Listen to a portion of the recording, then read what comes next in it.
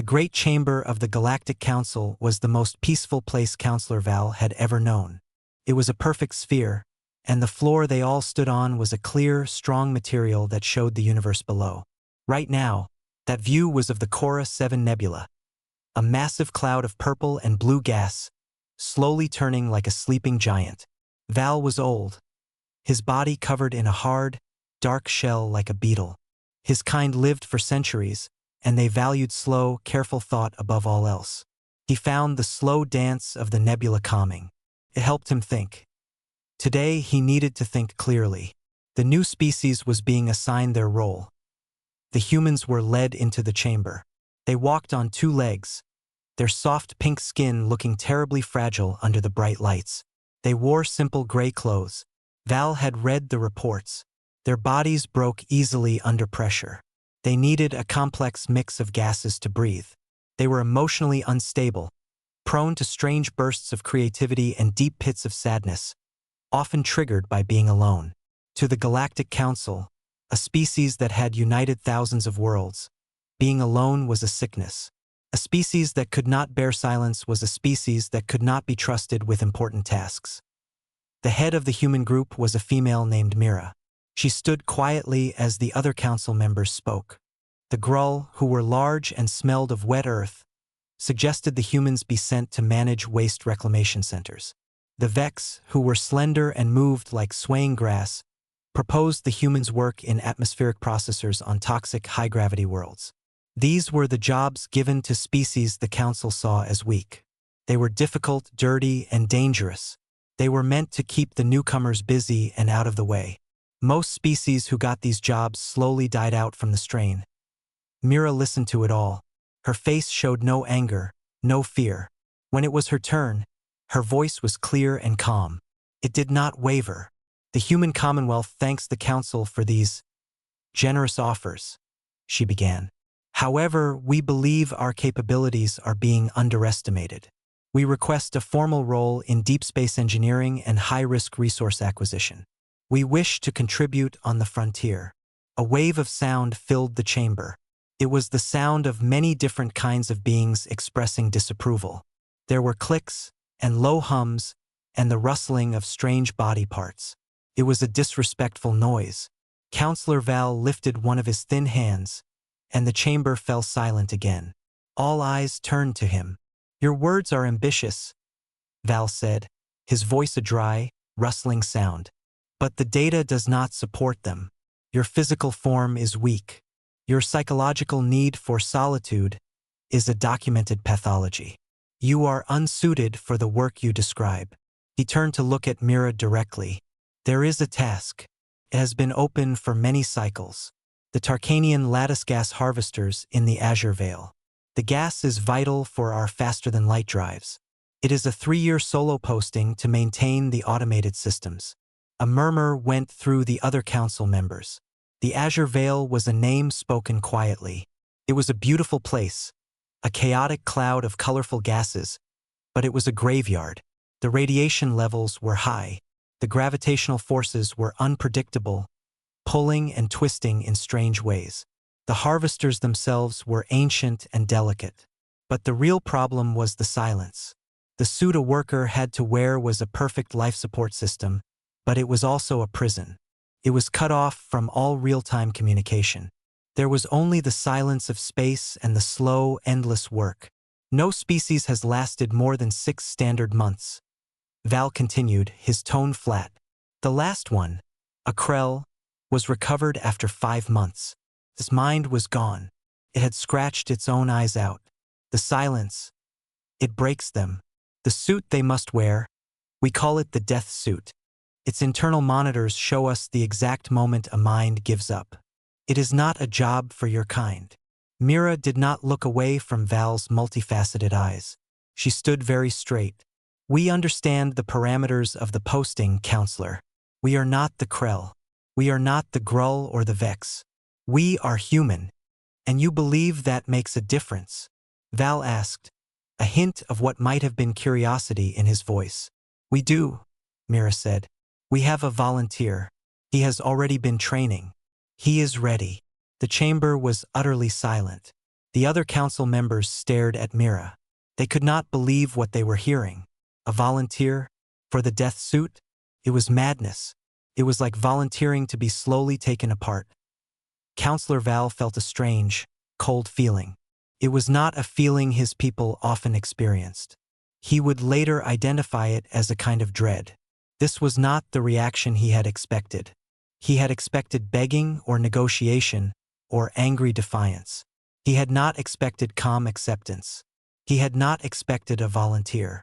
"Very well," Val said, the rustle in his voice a little drier than before. "Your volunteer will be observed. Every biological function, every brainwave, every moment of his existence will be streamed to us. Let it be recorded that the humans chose this path." Mira gave a small, sharp nod. "It is recorded. Thank you, Counselor." The humans turned and left the chamber. The great doors closed behind them with a soft, final sound. The other council members began to talk excitedly, their strange voices filling the air with noise. But Counselor Val was quiet. He turned back to the view of the nebula. The beautiful, swirling colors no longer seemed calm to him. They seemed chaotic and unpredictable. He had just thrown a human into the darkest, most silent place the galaxy could offer.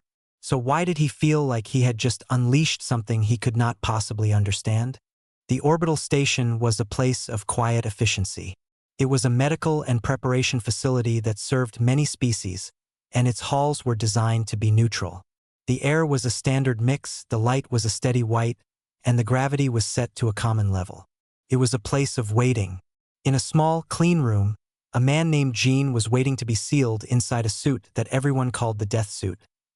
Gene was not a soldier. He was not a famous explorer or a brilliant scientist. He was a man who had worked in the dark. For most of his adult life, he had been a saturation diver. His job was to repair things deep under the ocean, at depths where the pressure could crush a submarine.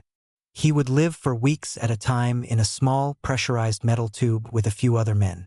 They would breathe a special mix of gases that made their voices sound high and squeaky. Then they would be sent out into the freezing, black water, connected to the tube by a thin, vital umbilical cord. Their world was the small circle of light from their helmet, the sound of their own breathing, and the immense, silent weight of the ocean above them. This was why he was here. The galaxy saw solitude as a punishment. Gene saw it as a job requirement. A technician, a human woman with a serious face, was checking the readings on a large screen. The suit itself stood in the center of the room, held upright by a support frame. It was not sleek or beautiful. It was a bulky, armored thing, a mixture of hard plates and flexible, layered fabric. On the chest was a large control unit with blinking lights. The helmet was a solid piece of dark material, with a wide visor that was currently clear. "The life support is nominal," the technician said, her voice echoing in the quiet room. "The radiation shielding is at 100%. The communication array is functional, but you know the delay. A signal to the nearest relay will take 3 days one way. There will be no real-time conversation." Gene nodded.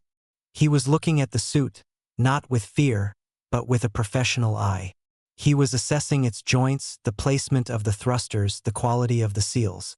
To him, it was a tool, a very complex and dangerous tool, but still just a tool. "The monitors are the most sensitive ever built," the technician continued, her tone becoming heavier. "They will track everything. Your heart rate, your brain waves, your cortisol levels, your blink rate, everything. The Galactic Council will be watching this data stream constantly. They will be looking for the moment you start to break." The door to the room slid open and Mira walked in. She looked at the suit and then at Gene. Her calm mask from the council chamber was still in place, but her eyes were tired. "They expect a show," she said to Gene. "They are waiting for the numbers to spike. They want to see the fear. They want to watch a human mind come apart. It will prove to them that they were right about us." Gene turned his head to look at her. His face was calm, his features still. He had the patient look of a man who was used to waiting. "Let them watch," he said. His voice was a low rumble, even in the normal air of the room. "The psychological profile of the previous occupants," the technician started, her voice trailing off as she looked at her screen. The data is disturbing.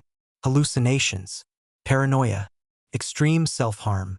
The council psychologists say it is the silence, the utter isolation. Jean almost smiled, a very small movement at the corner of his mouth. He thought of the deep ocean. The silence there was not empty. It was full of small sounds, the creak of his suit, the hiss of his air, the beat of his own heart. He knew how to listen to silence. He knew how to make friends with it. "It is time," the technician said. Jean stepped forward. He was wearing a thin, smart fabric undersuit that would regulate his temperature. With practiced movements, he backed into the suit. There was a series of soft clicks and hisses as the back plate sealed itself. The suit was heavy, but its internal systems took most of the weight. He felt a vibration as the systems integrated with his undersuit. The inside of the suit was dark and close. It smelled of clean, recycled air and ozone. The technician and Mira lifted the helmet. For a moment, Jean looked at them through the open faceplate. Myra's eyes met his. She gave him a single, sharp nod. It was not a gesture of good luck. It was a confirmation. They were both playing a part in a very dangerous game. Then the helmet was lowered into place. There was a loud, final clunk and a hiss of pressure equalization. The world outside became silent. The only sound was the gentle hum of the suit's systems and the sound of his own breathing. It was a familiar sound, a comforting sound. Through the visor, he saw the technician gesture to him. He gave a thumbs up, a simple human signal that meant he was okay. He saw her speak into a comms unit, but he could not hear her. A moment later, her voice came through the internal speakers in his helmet, flat and delayed by a few seconds. "Can you hear me, Jean? We are beginning the final systems check." "I hear you," Jean said. His own voice sounded clear inside the helmet that he watched as they ran through the list. Oxygen levels, carbon dioxide scrubbers, power cell output, thruster control, communication systems. Everything was green. Everything was working perfectly. The suit was doing its job. Now it was his turn. A low rumble filled the room. The entire station was moving. A large section of the wall in front of him began to retract, sliding open to reveal the star-filled blackness of space. The azure veil was out there, a distant, colorful smear against the dark. "Jean?" Myra's voice came through the speakers, this time with no delay as she was using a direct, short-range link. "Remember, you are not just fixing machines. You are our statement. Show them what a human can endure." Jean didn't answer. He was looking at the stars. He felt the support frame release him. He was floating now, held in place only by the gentle magnetic locks on his boots. He tapped a control on his wrist. The small thrusters on his back fired, pushing him smoothly forward, out of the bright room and into the silent, infinite dark. The journey to the azure veil would take several days in the small transport pod. Jean spent the time running diagnostics on the suit and reviewing the schematics for the gas harvesting equipment. He ate the bland nutrient paste from the suit's dispenser. He slept when he was tired, floating in the weightlessness, his breathing slow and steady. The council observers, light years away, watched his data stream. They saw his heart rate remain at a resting 60 beats per minute. They saw his brainwaves show the normal patterns of a mind focused on a task, then the slow waves of deep, untroubled sleep. There were no spikes of fear, no signs of anxiety. It was baffling. Finally, the pod announced its arrival. The doors opened, and Jean saw the azure veil for the first time with his own eyes. It was more beautiful than any picture. Vast clouds of glowing pink and blue gas stretched out as far as he could see. Here and there, bright stars shone through, their light twisted by the strange forces in the cloud. It was not a peaceful beauty. It was a wild, chaotic, and dangerous beauty. Floating in the midst of it all was the harvesting station. It was a small, ungainly collection of modules and docking ports. Several large, lattice-like structures extended from it, designed to siphon the rare gases from the cloud. They looked delicate, like frozen cobwebs. Jean guided his suit towards the main airlock. The process was simple. He entered the code, The outer door slid open, he moved inside, and the door closed behind him. The airlock filled with air, and the inner door opened. He was inside. The station was cold and dark. The only light came from the emergency strips on the floor. The previous occupant had left in a hurry. A half-eaten food bar was still floating near a control panel. Gene picked it up and put it in a waste disposal unit. His first task was to bring the station back to life. He moved to the main power console. His movements were slow and deliberate in the heavy suit. He found the primary power switch and flipped it. Nothing happened. He was not surprised. He opened an access panel and began tracing the power lines, using the small light on his helmet to see. The council observers watched. They saw his breathing remain even. They saw his hands, monitored by the suit sensors, were perfectly steady. He found a blown relay, a simple part that had failed from age and stress. He reached into his toolkit, retrieved a new one, and slotted it into place. He returned to the main console and flipped the switch again. Lights flickered, then glowed steadily throughout the station. Control panels hummed to life. The low thrum of the life support system started up. The station was no longer a dead tomb. It was a functioning workplace. Gene went to the command chair and sat down. He looked out the main viewport at the swirling, colorful gas of the Azure Veil. It was a magnificent and terrifying view. He opened a communication channel. He knew the message would take 3 days to reach the relay, and another 3 days for any reply to come back. He spoke only 4 words, his voice calm and clear. "The station is operational." Then he turned off the microphone and got to work. Light years away, in the clean and quiet observation room of the Galactic Council, the data stream from the Azure Veil was displayed on a large screen. Counselor Val watched it, as he did for a few minutes every day. It had become a strange and unsettling ritual. The screen was divided into several sections. One showed the live video feed from Jin's helmet, a steady view of the gas harvester's control panels or the swirling colors of the nebula outside. Another section showed a complex series of graphs and numbers, all representing the inner state of the human inside the death suit. The psychologists and biologists who had first analyzed the data were confused. They had prepared for a dramatic show. They expected to watch the numbers climb into the red, signaling panic, despair, and mental collapse. But the human's data was, for lack of a better word, boring. His heart rate stayed between 55 and 65 beats per minute.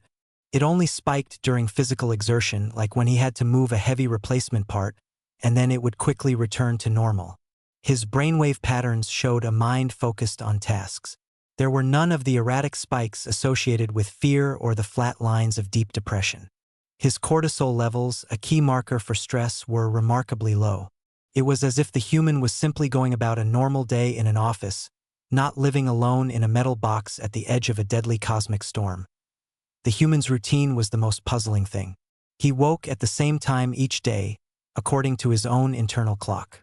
He would begin with a series of slow, deliberate exercises, using the station's zero-gravity environment to stretch and strengthen his muscles. The council's medical team noted the efficiency of the routine, but their report also mentioned the strangeness of it. It was a discipline born not from military training, but from something else. It was the routine of a man used to being confined, used to maintaining his body because his mind depended on it. Then he would work. The list of repairs was long. The harvesters were old and failing.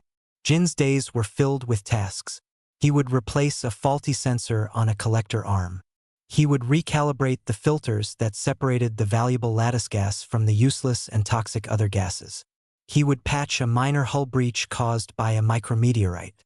He worked with a quiet, methodical patience. His hands, seen through the suit sensors, never fumbled. They moved with a sure and confident slowness. It was during the rest periods that the council expected him to break. When his work was done, he would often float near the main viewport, just looking out at the nebula. For hours, he would do nothing but watch the slow, beautiful dance of color and gas.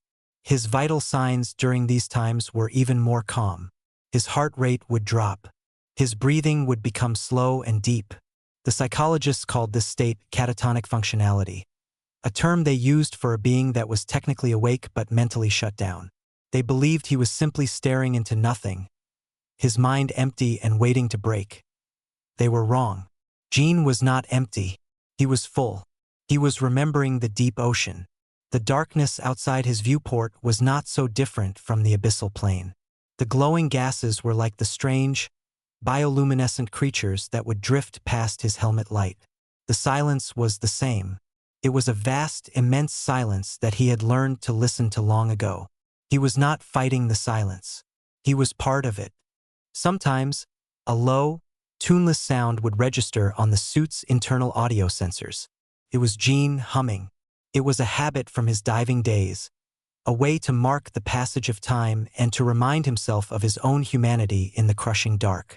To the Council's listening experts, it was a meaningless noise, perhaps an early sign of mental degradation. They did not understand it was a tool, as important as any wrench or welder. After 137 days, an event occurred that the Council had been waiting for. An alert flashed on Jin's console. A primary collector array on Harvester 3 had malfunctioned. It was a critical failure. If it was not fixed, that unit would stop producing for weeks. The repair was classified as extremely high risk. It required a spacewalk to the very edge of the array, where the gravitational shears were strongest and the radiation levels were at their peak. This was it. This was the moment of truth.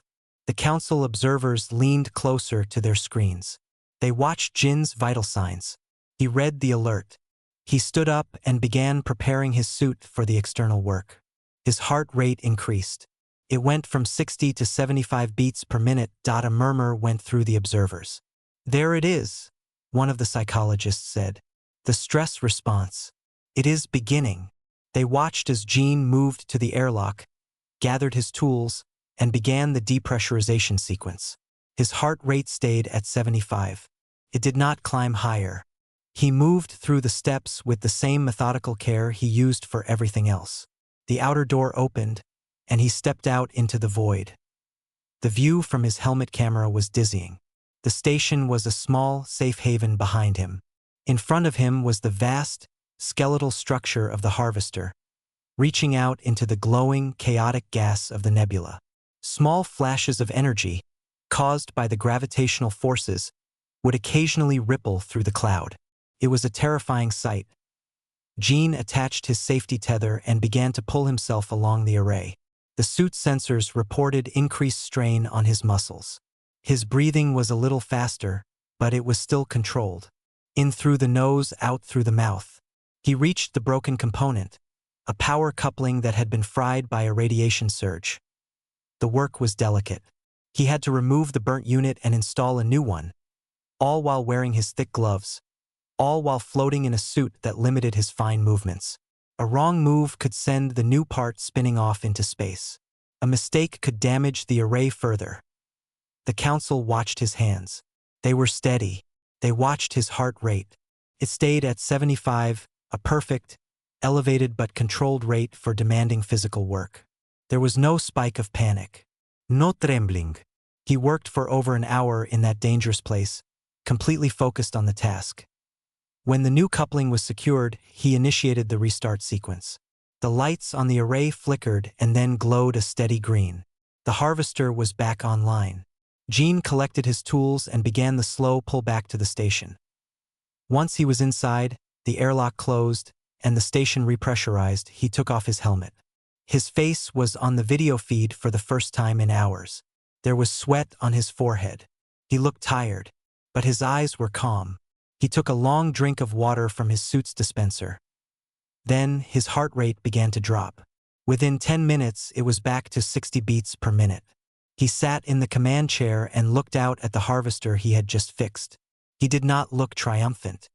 He looked satisfied, the way a craftsman looks at a piece of work well done. In the Council observation room, there was a long silence. The data stream was once again a series of calm, green, boring numbers. The psychologist who had spoken earlier slowly sat down. He had been wrong. The increased heart rate was not a stress response. It was a physiological reaction to exercise. The human had not been afraid. He had been working. Counselor Val turned and left the room without a word. The human had just performed a task that would have broken any other species. a task that was the definition of high stress and high risk. And he had treated it like a slightly difficult repair job. The death suit was not killing him. Val was starting to fear making him stronger. Or perhaps, it was simply revealing a strength that had been there all along. The second year of Jin's mission began. In the council observation room, the mood had shifted from curiosity to a slow, creeping unease. The human was not just surviving. He was thriving. The data from the Azure Veil was no longer just a medical report. It had become a disturbing puzzle. The gas harvesters were operating at 115% of their projected efficiency. Jin had not only fixed them, he had improved them, making small adjustments to their alignment and programming that the designers had never considered. The council's engineers were baffled. Their reports stated that the modifications were illogical but effective. They could not understand the intuitive leaps the human had made. It was as if he had developed a feel for the ancient machines, a kind of sympathy that went beyond schematics. Then, the incident with the probe happened. The Galactic Council maintained a network of long-range monitoring probes throughout its territory. One of these probes, designated M77, was stationed at the outer edge of the Azure Veil. Its job was to watch for gravitational anomalies and report back. It was considered a disposable piece of equipment. One day, M77 sent a final, garbled data packet indicating a catastrophic failure of its main power core. Then it went dark. The standard procedure was simple. Mark the probe as lost. It was too far away and too unimportant to justify a recovery mission. The cost of sending a ship would be far greater than the value of the probe itself. A note was made in the logistics database, and everyone forgot about M77.7 standard days later. The probe rebooted. An alert flashed on a controller screen in a distant traffic monitoring station. M77 was back online. It was transmitting a full systems diagnostic and a clean data stream. The controller, assuming it was a computer error, ordered a deep-level system scan. The scan came back clean. The probe was fully functional. Puzzled, the controller pulled the probe's internal logs. The logs showed that the probe had suffered a complete power failure, just as reported.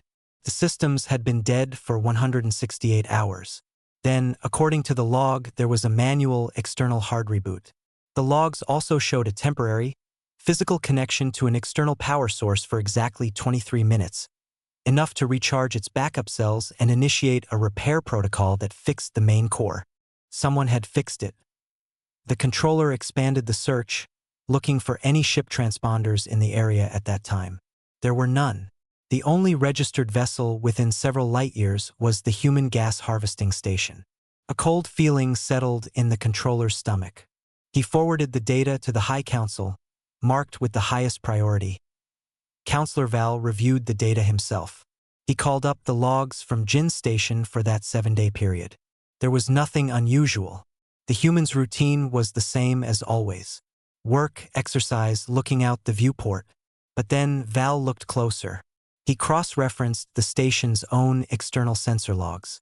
For a period of 48 hours, 4 days after the probe failed, the station's sensors had been temporarily reconfigured. They were no longer scanning for navigational hazards. They were focused on a single, distant point in space, the last known location of probe M77. Jin had known the probe was there. He had known it failed. Val then reviewed Jin's suit data for that 48-hour period. For 12 hours in the middle of that time, the suit's internal monitors showed Jin was asleep. His vitals were low, his movements nil. But the suit's external locator and thruster fuel levels told a different story. According to that data, the suit had been moving. It had left the station, traveled a significant distance through a notoriously difficult and debris-filled sector of the nebula, and then returned. The human had turned off his internal biomonitors. He had faked his own sleep cycle. He had left his post without permission, navigated through a treacherous region of space using only suit thrusters and his own skill, located a broken piece of council technology, repaired it using methods the engineers still did not fully understand, and then returned to his station. He had done all of this without filing a report, without asking for recognition, and without a single word to anyone. He had treated a near-impossible feat of endurance and engineering as a minor errand, The council was not impressed. They were terrified. This was not the action of a loyal employee. This was the action of a force of nature. A comet does not ask permission to fly. A black hole does not file a report before it consumes a star. Jean had acted with the same quiet, unstoppable disregard for their rules and their understanding of the universe. The death suit was no longer a cage for a prisoner. It had become the shell of a ghost, a silent entity that moved through their most dangerous territories, fixing what it chose to fix, answering to no one. The fact that he had fixed the probe was not the point. The point was that he could. The point was that he saw no reason not to. Counselor Val sat in his chamber, the data streams from the azure veil glowing softly on his screen. He was no longer looking at the heart rate or the brainwaves. He was looking at the log of thruster fuel consumption, the record of a journey that should have been impossible. He thought of Myra's words from 2 years ago. We have a volunteer. They had not sent a worker. They had not sent a scientist. They had sent a message. And the message was that humanity could go anywhere, do anything, and endure any hardship, and they would not even feel the need to boast about it. The suit's internal monitors continued to show a calm, steady, boring stream of data. But Val now knew the truth. The monitors were a lie. The calm was a mask. Underneath was a will so strong and so patient that it treated the impossible as a simple afternoon task. The galaxy had become a different place. It was a place where a silent, unkillable human could be anywhere, doing anything, and they would only find out about it after he was already done. The council did not fear his anger. They feared his calm. They did not fear his weapons. They feared his tools. The shadow of the death suit now fell across every meeting, every decision. They had given him a sentence, and he had turned it into a demonstration of power. And the most frightening part was that he probably did not even see it that way. He was just fixing a broken probe. The 3-year mark arrived. In the orbital station where Jean had first donned the suit, the same technician and a small medical team waited in the recovery bay. The mood was tense. The memory of the last recovery from the Azure Veil was a dark chapter in council history. They expected to find a broken body, a ruined mind. The large screen in the bay showed the small transport pod approaching. It was the same pod that had carried Jean to his posting, now returning on its automated schedule. It docked with the station with a soft, metallic clunk. The recovery team, clad in protective suits, stood by the airlock. The outer door cycled open. Inside, the death suit stood upright, held in place by the magnetic locks. It was scarred and pitted from micrometeorites and radiation, but it was intact. The visor was dark. The team leader approached cautiously. "Life signs?" he asked over the comm. The technician inside checked her monitor. "Reading steady. All vitals are nominal. He's alive." There was a collective release of breath. They moved forward, their procedures careful and slow. They deactivated the suit's external systems. They unsealed the back plate.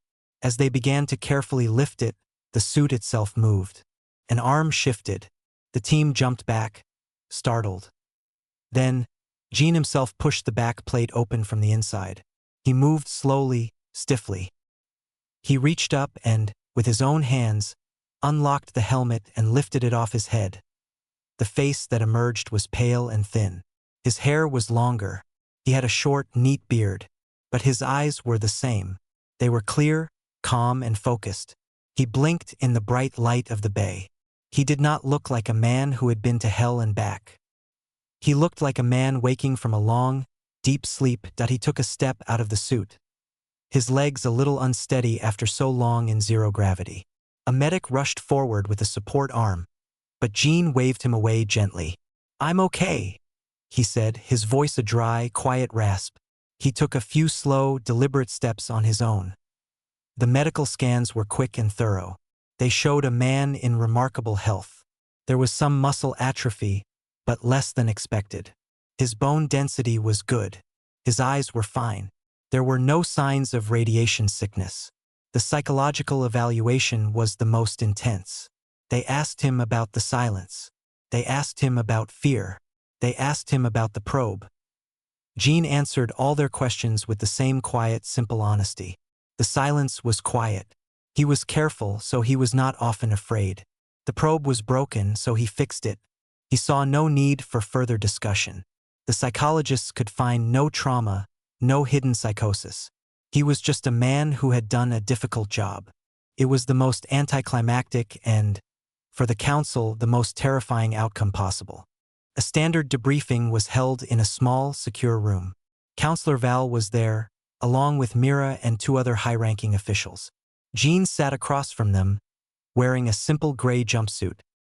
He looked small and ordinary without the massive suit. The harvest yields were 120% above projections. One official began, reading from a data slate. Station maintenance was performed at an efficiency rating of 98%. Can you explain this? Jean thought for a moment. The machines were old. They needed care. I had the time. You left your designated sector to repair a council probe, the other official said, his tone accusing. That was a violation of protocol. Jean looked at the official. His gaze was not challenging, just direct. It was broken. It seemed a waste to leave it. There was a long silence. They had no more questions. The man in front of them was an enigma. He had not gone mad with power. He had not been broken by isolation. He had simply worked. He had treated the galaxy's ultimate test of endurance as a 3-year maintenance shift. Counselor Val finally spoke, his rustling voice soft. You are free to go, Jean. The Commonwealth is proud of you. Jean gave a small nod. Thank you, he said. He stood up and walked out of the room, his steps steady and sure. The door closed behind him. The officials looked at each other. The one who had accused Jean of violating protocol wiped his brow. What is he? He whispered. Mira, who had been silent the entire time, allowed herself a small, cold smile. The next session of the full Galactic Council was called. The great chamber was full. The swirling nebula below their feet seemed to watch and wait. The air was thick with tension. Everyone had heard the stories. Everyone had seen the data. The human in the death suit had not only survived, he had succeeded beyond anyone's wildest dreams.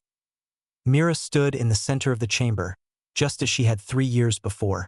She did not look at the other delegates. She looked only at Counselor Val. The human Commonwealth, she began, her voice ringing clear in the silent room, has fulfilled the terms of its contract. The Tarkanian lattice gas operation is not only operational, it is more productive than it has been in a century. The resource flow to your drives has been restored. She paused, letting the words hang in the air. No one could deny it. Therefore, she continued, we are submitting a formal application for a permanent voting seat on the High Council. Our contribution is proven. Our capability is no longer in question. There was no outburst of sound this time. No clicks of disapproval, no hums of dissent. The chamber was utterly, profoundly silent. The other delegates looked at Val. They looked at each other. They remembered the steady, boring data stream. They remembered the repaired probe. They remembered the image of Jean, pale and thin but utterly unbroken, stepping out of the suit as if he had just finished a day's work. To deny the humans now was to declare war on a species they did not understand. It was to invite a conflict against beings who could treat their worst nightmares as a job description. What other impossible tasks would they simply do? What other rules would they quietly, calmly ignore because they saw a better way? Counselor Val looked at Mira. He saw the certainty in her eyes. He thought of Jin's calm face. He knew in that moment that the galaxy had changed forever. The humans were not asking for a place at the table. They were taking it, and they were doing it without a single shot being fired. They had used one man's quiet perseverance as their most powerful weapon. He slowly raised his hand, the signal for recognition. The entire council watched him. The motion is recognized. The chamber's automated voice intoned. Val's rustling voice was the only sound. The floor acknowledges the merit of the human Commonwealth's application. He did not say he supported it. He did not say he opposed it. He simply stated a fact that everyone in the room already knew to be true. It was enough. The vote was called. It was unanimous. Humanity was in. Counselor Val stood in his private quarters, a room that was usually a sanctuary of peace and order. The walls were a soft, neutral color. The only light came from the stars outside his large viewport. The nebula of Cora 7 was gone, replaced by a field of distant, steady suns. He had just returned from the historic vote, the one that had granted humanity a permanent seat on the High Council. The chamber had been filled with a strange, quiet energy after the decision was made. There were no celebrations from the humans. There were no angry protests from the others. There was only a deep, unsettled silence, as if the entire galaxy was holding its breath. He replayed the events in his mind. The human Jean stepping out of the death suit. His calm eyes. His simple answers. The way he moved, not like a triumphant hero, but like a tired mechanic after a long shift. That image was more powerful than any victory speech. The suit itself was now locked away in a storage bay, a scarred and silent relic. To the Council, it was a monument to their own failure to understand. To Val, it was a key that had unlocked a door they could never close again. He thought about the reports that were already circulating. The engineers were still studying the improvements Jean had made to the gas harvesters. They called his work elegant and brutally efficient, a combination of words they had never used together before.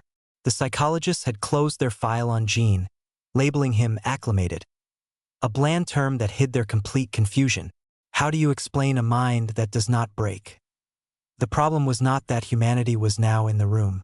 The problem was the shadow they cast without even trying. Val looked out at the stars. Every one of those points of light was a system, a world, a potential problem. And now, for every problem, a new question would be asked. It was a question that had never been seriously considered before. Could a human handle this? The answer, whispered in meeting rooms and strategy sessions, was always the same. Yes. A star was going unstable, threatening to wipe out a colony world. The Vex would calculate the energy required to stabilize it and declare it impossible. The Grull would suggest evacuation. But someone would now ask, what would a human do? They would not assume it was impossible. They would look for a way. They would send someone like Jean, who would not see an exploding star, but a broken machine that needed fixing. A pirate fleet was hiding in an asteroid field too dangerous to navigate. The military commanders would propose a blockade. But now they would also have to consider that a single human in a modified suit might just drift through that field, silent and unseen, and disable every pirate ship one by one, treating it not as a battle but as a complex repair job. This was the new fear. It was not a fear of invasion. It was not a fear of weapons. It was a fear of capability. Humanity had a terrifying talent for making the impossible seem routine. They had a profound, unsettling patience. They could take the galaxy's worst nightmares and dissect them into a series of simple, manageable steps. Val thought about Jin's 3 years of silence. He had not been waiting for rescue. He had not been praying for the end. He had been working. He had been living. He had found a rhythm in the chaos and made a home in the void. That was a power the Council could not fight because it was not aggressive. It was adaptive. It was a power that said, "Your hell is my workshop." The door to his quarters chimed. He did not answer. He knew who it was. The chime sounded again. Then the door slid open. Mira walked in. She did not ask for permission. She stood beside him, looking out at the same stars. "You are quiet, counselor," she said. Her voice was soft, without a trace of gloating. "I am considering the new shape of things," Val replied, his rustling voice even drier than usual. "It is not so different," Mira said. "We only asked for a seat. We only wanted to contribute." Val turned his head slowly to look at her. "You did not ask. You demonstrated. You took our ultimate punishment and used it as a job interview. You did not win a war. You made war seem inefficient." Mira was silent for a moment. "Jean is not a soldier. He is a man who is good at his job. That is what terrifies me," Val said, turning back to the stars. "What other jobs do you have? What other terrors do your people consider manageable?" He thought about the future. He saw council sessions where the human representative would sit, calm and quiet like Mira. When a crisis was described, they would not shout or threaten. They would listen, and then they might say, We can have someone there in 6 months. They will fix it. And the rest of the council would have to agree, because they had all seen the data from the Azure Veil. They had all seen what fix it really meant. Humanity had not become the masters of the galaxy. They had become its janitors, its repairmen, its problem solvers. And in doing so, they had become the most powerful species in it. Because when you can clean up any mess, you are no longer afraid of anyone else making one. When you can survive in any environment, you no longer have any enemies, only puzzles. The shadow was not one of aggression. It was a shadow of quiet competence. It was the shadow of a man in a suit, patiently fixing a broken machine, unaware that anyone was watching, or not caring if they were. The Galactic Council now feared its own shadow because that shadow was no longer their own. It was the long, dark shape of the death suit, cast across 1,000 worlds, and inside it was the unbreakable will of a simple man named Gene, who was just getting the job done. The galaxy is a very loud and violent place, Mira, Val said finally. And you have just introduced the power of a whisper. Mira nodded. Sometimes, she said, a whisper is all you need. She turned and left him alone with the stars. Counselor Val continued to look out into the infinite dark. It was the same view he had seen his entire long life. But it was not the same. It was filled now with a new, silent question, and the answer was always unervingly yes.